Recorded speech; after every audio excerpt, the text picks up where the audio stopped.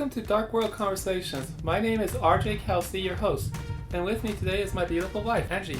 Hello.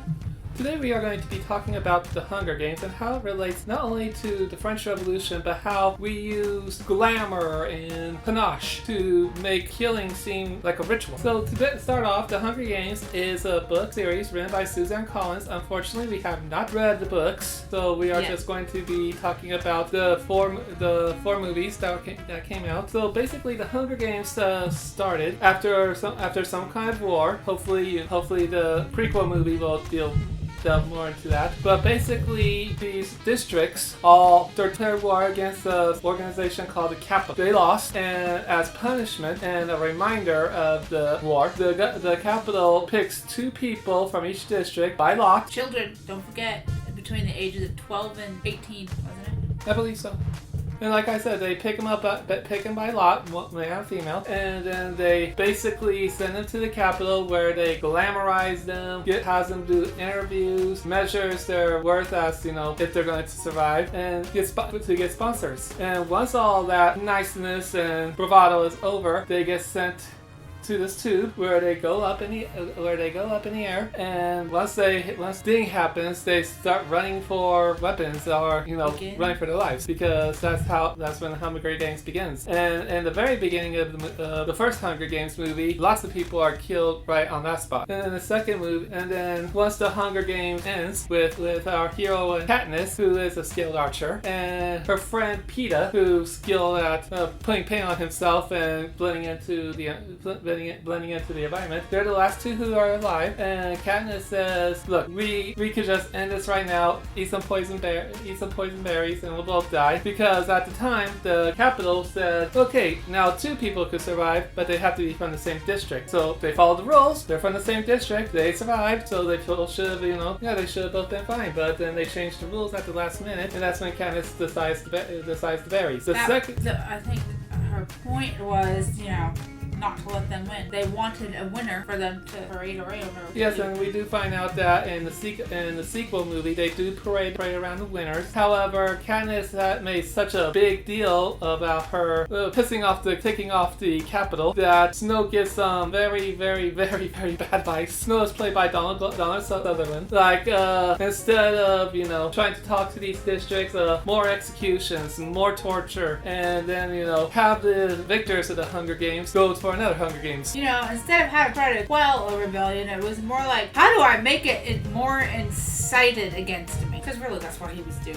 How is he this dumb? He wants them to quit rebelling, and yet he just keeps making it worse. That's because he's basically getting bad advice. It's like a certain politician who gets bad advice from his lawyers about hoarding documents. So then, what's the excuse for after that dude's gone and joined the rebellion, and he's not there anymore, and he's still making these stupid decisions? Let's face facts. Snow's an idiot. Snow is divorced from reality. He believes what he's doing is right, which includes bombing a hospital, kidnapping people, and brainwashing them. And he finds out very quickly, maybe I should have been a little bit more diplomatic. But Snow's not the only person who is manipulative.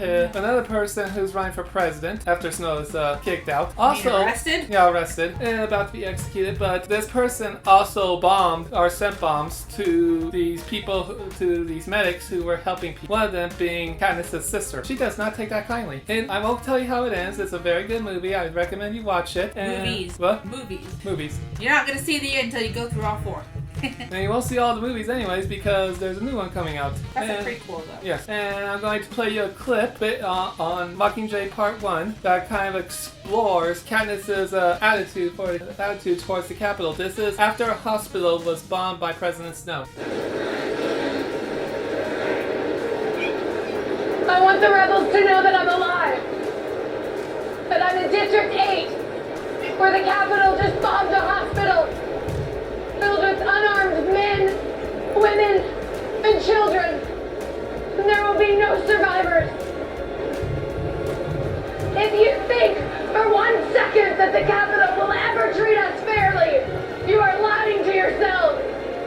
Because we know who they are and what they do. This is what they do, and we must fight back.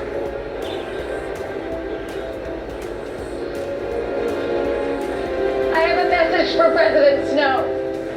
You can torture us and bomb us and burn our districts to the ground. But do you see that? Fire is catching. And if we burn, you burn with us.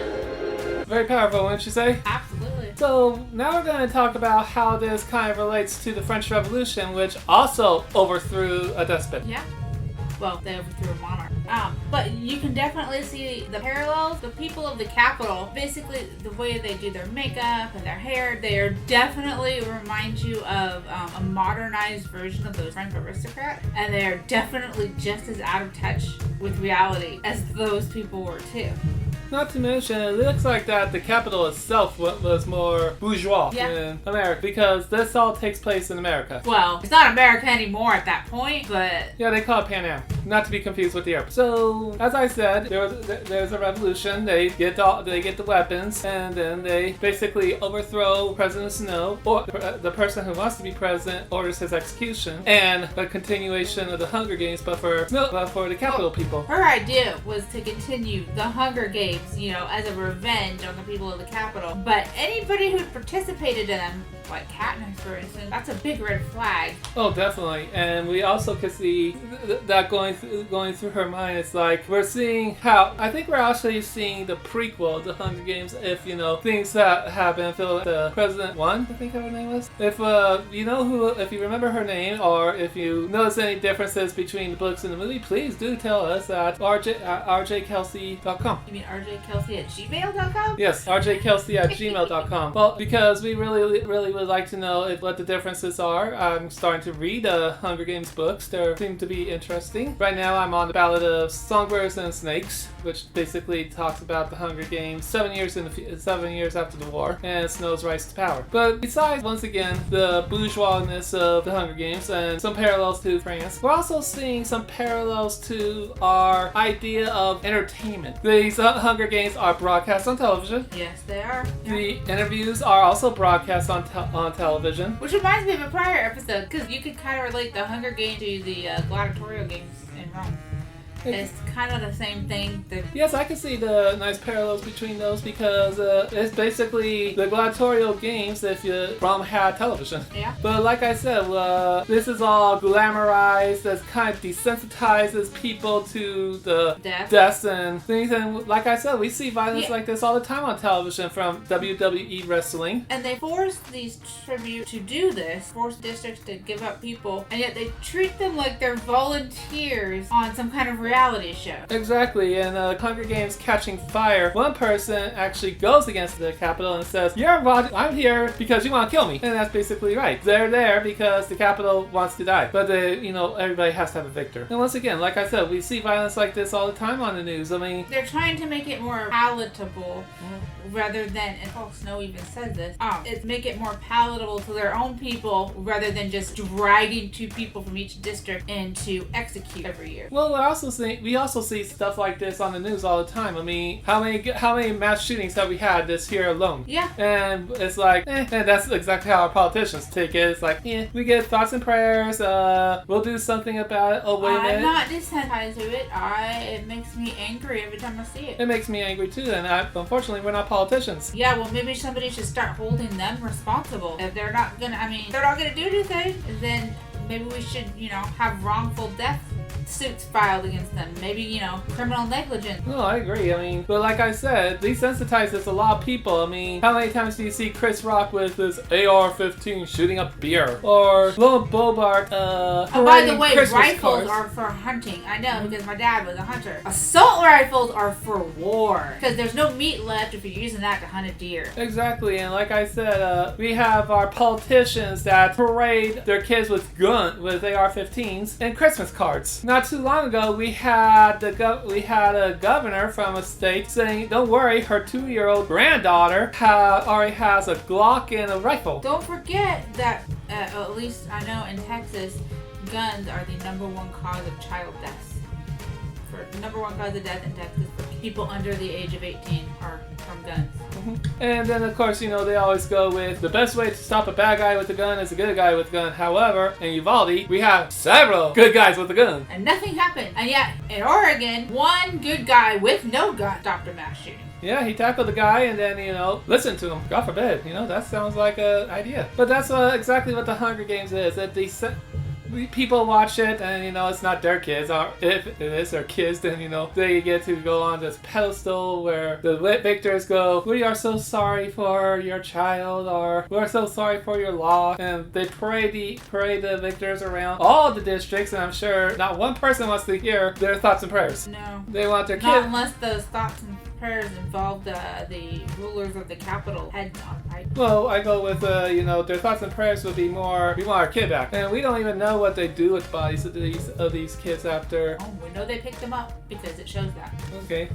So it's possible they do send it back. It's also possible that they just leave them there. I mean, really, on what planet do you not assume that if you keep doing this every year and killing people's children, that they aren't going to rise up and take you out? Because this is because the first Hunger Games is the 74th Hunger Games. And I know. How did it get that far is my question. I really don't have an answer for that, unfortunately, because if it was my kid and they were killed, no one has that much of a chance anymore. The capital would be a burning, smoldering pile of ash. Well, definitely. And that would be after the first Hunger Games. Well, definitely. I mean, the best idea would have been, if you really have to have this gladiatorial thing, it should have been, if you bleed, you're out. At least you're still alive. But to have this idea that if to win, you have to kill people, and that also brings out some serious PTSD, which we do see in Katniss's rearview mirror. And when she sees a person who she cared for and died, and we see her in Katniss's mind still there, alive. And like I said, that's some serious PTSD. You gotta think that, all the other tributes have some serious PTSD. Oh, they all showed signs of it. Definitely. I think Woody Harrelson's character, Heinrich, who knows how he spent the entire first movie drunk. I think that's part of it. Exactly. We don't know what he was like before the Hunger Games. So he could have been very sober, very nice, but after the Hunger Games, he's drunk, he yells at people, but he also helps with the revolution. Oh yeah, and like most suppressed people will eventually rise up. There is no civilization that is suppressed for, a very significant amount of time. So that's in the Native Americans. I'm sure if it wasn't some diseases coming over, they certainly would have risen up.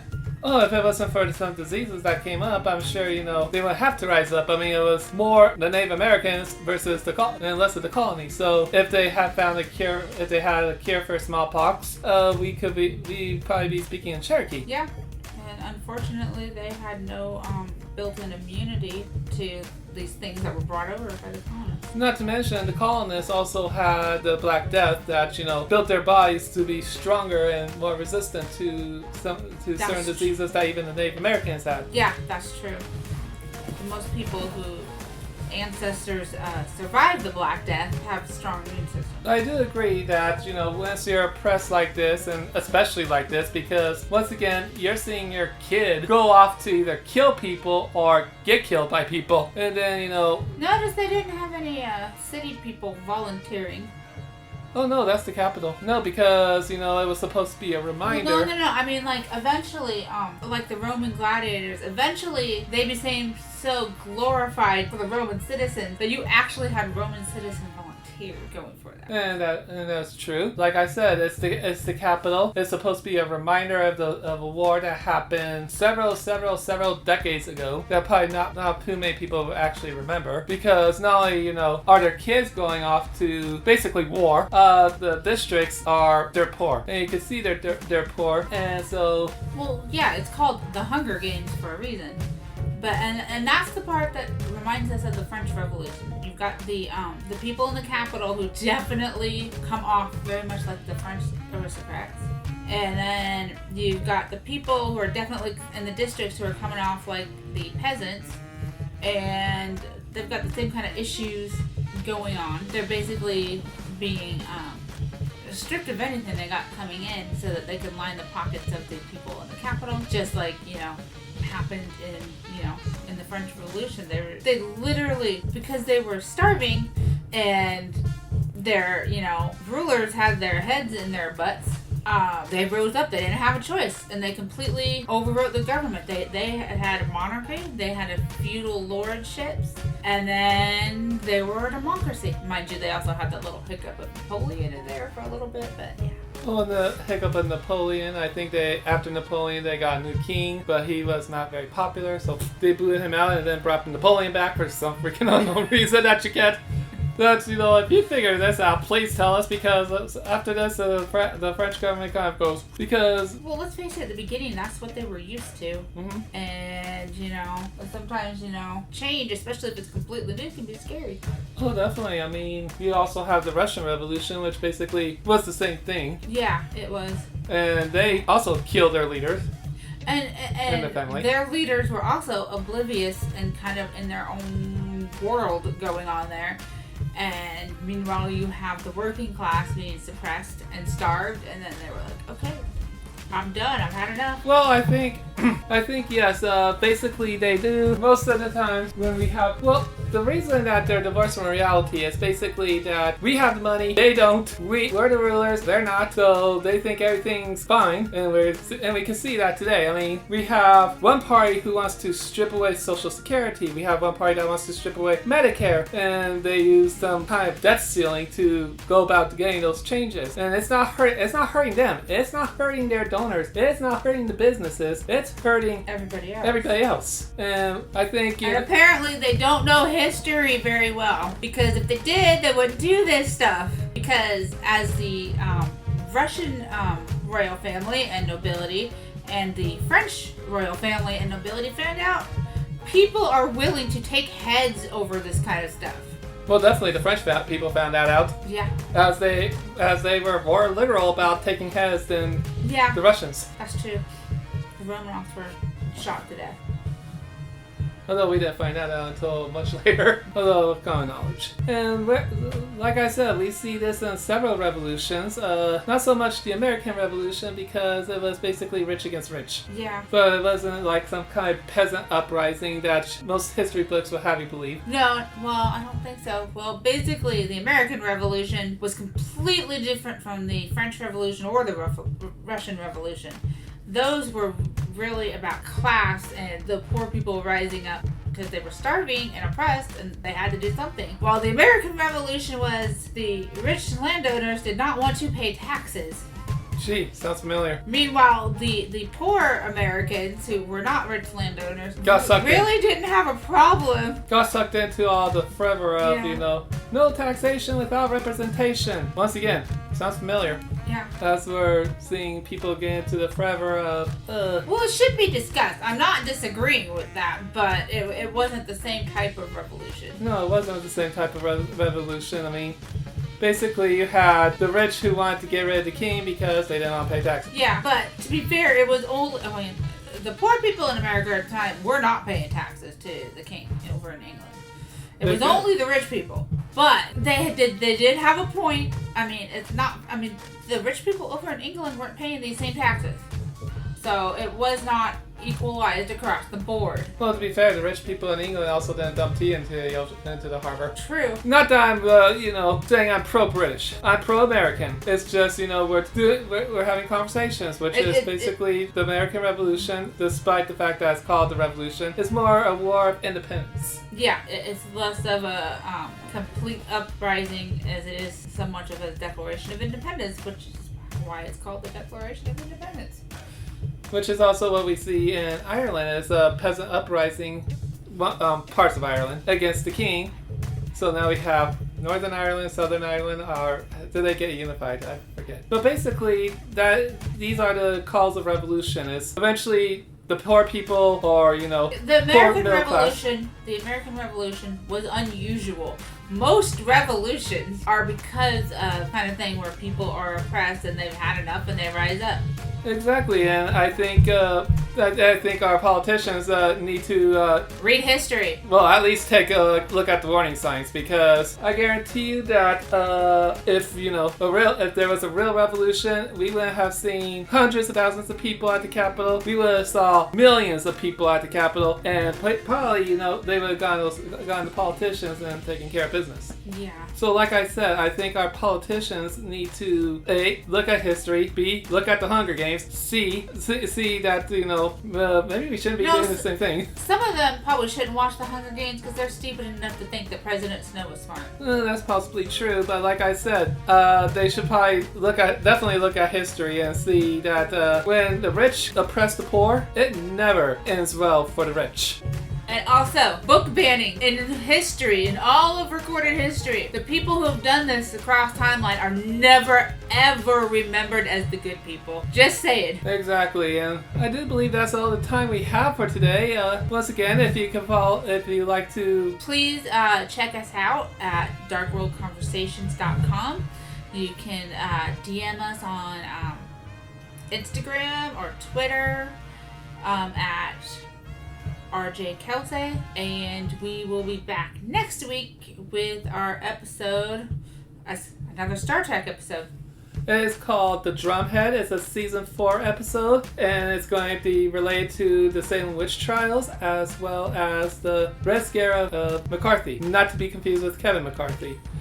Once again, I'm RJ Kelsay, and like I said, I think politicians probably, instead of talk about ethics and morality, they should. They should also have them too. And have them.